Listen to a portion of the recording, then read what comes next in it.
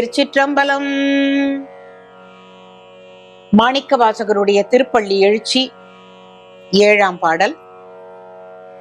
எவ்வளவு அழகான ஒரு பாடல்!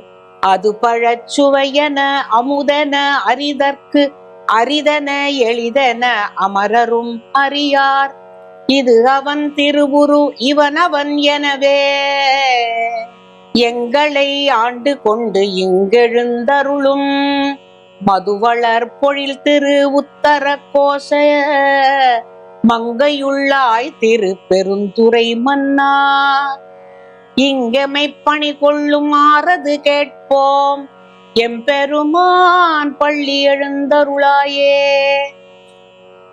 அது பழச்சுவையன அமுதன அரிதற்கு அரிதன.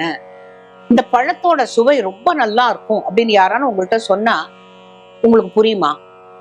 நீங்க அந்த பழத்தினை அப்படி கடிச்சு பார்த்து ஆஹா இதுதான் பழச்சுவைனாக்க புரியும். அது பழச்சுவையன அமுதன அரிதற்கு.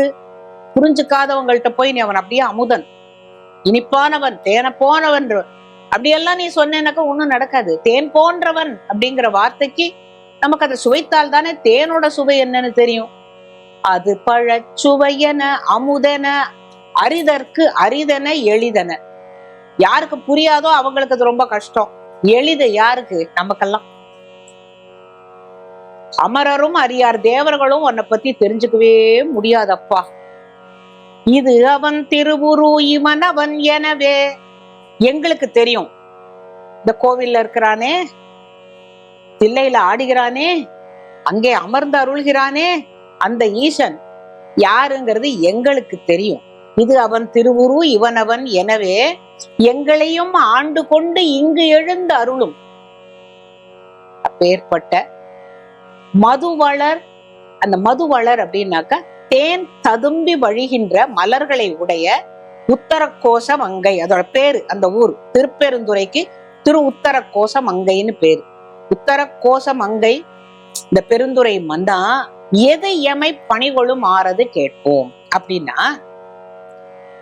எங்களை பணி கொள்ளுமாறு எது, எங்களுக்கு என்ன நீ கட்டளை இடுகிறாய், நீ அதை செய், நீ இதை செய், இந்த கோவில் திருப்பணி செய், நீ இதை பண்ணு அதை பண்ணு, எங்க நாங்க என்ன பண்ணணுங்கிறத எனக்கு நீ சொல்லணும் அப்பா. எமை பணி கொள்ளும் ஆறு எது கேட்போம். நீ என்ன சொல்றியோ அதை கேட்போம். எங்க எமை பணி கொள்ளும் ஆறது கேட்போம் எம்பெருமானே பள்ளி எழுந்து அருளாயே அப்படின்னு பாடுற இந்த அது பழச்சுவை அப்படிங்கிறது தான். நீங்க என்ன இதுல என்ன உணரணும்னா, தமிழ் சுவை அப்படின்னு சொல்றோம். தமிழ் இனிக்குமா அப்படின்னு நீங்க கேட்கலாம். கேக்குது, மனசு கேக்குது இல்ல, தமிழ் இனிக்குமா அப்படின்னா அதை சொல்லி பார்க்கும் பொழுது தமிழ் தமிழ் தமிழ் என்று சொல்லும்போது அமிழ்து அமிழ்து அமிழ்து என்று இனிக்கிறது என்று ஒரு நாவலர் சொன்னார். அது போல இறைவன் எப்படின்னாக்க இனிப்பானவன்கிறத நீ உணரணும். அதுக்குதான் இந்த பாடல் மிகவும் அழகா சொல்லியிருக்க. இனி அடுத்த பாடலை நாளை பார்ப்போம். திருச்சிற்றம்பலம்.